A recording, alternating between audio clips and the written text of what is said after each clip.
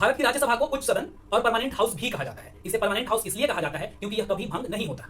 इसके सदस्यों का कार्यकाल 6 वर्ष होता है और हर एक 2 वर्ष में 1/3 सदस्य रिटायर होते रहते हैं। इस तरीके से राज्यसभा हमेशा मौजूद में बनी रहती है। अब इसके सदस्य होने के लिए एलिजिबिलिटी मिनिमम उम्र जो है वो 30 साल होनी चाहिए और वो इंसान भारत का नागरिक होना चाहिए। इसके साथ ही साथ उस समय वो किसी भी लाभप्रद पद पर नहीं बना होना चाहिए। वैसे राज्यसभा का सभापति भारत का उपराष्ट्रपति होता है।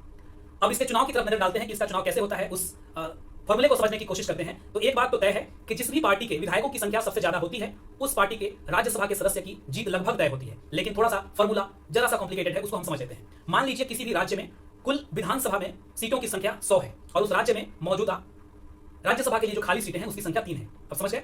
मान लिया कि किसी भी राज्य में कुल विधानसभा में सीटों की संख्या कितनी है, 100, और उस राज्य में राज्यसभा के लिए खाली सीट है 3। तो कुल विधायकों की संख्या को डिवाइड कर देते हैं किससे? जितनी भी खाली सीटें हैं उसमें से एक जोड़ के, यानी कि 100 को डिवाइड कर देंगे हम 3 + 1 यानी 4 से, तो उत्तर प्राप्त होता है 25। लेकिन कुल